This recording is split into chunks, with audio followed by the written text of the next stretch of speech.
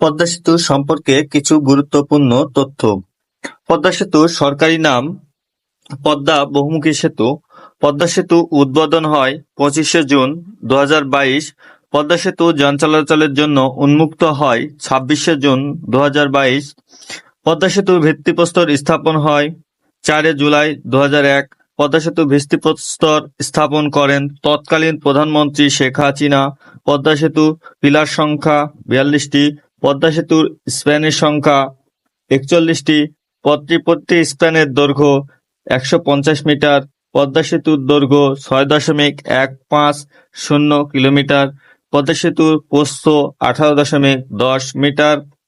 পদ্মা সেতু নির্মাণে মোট খরচ 30,193.39 কোটি টাকা।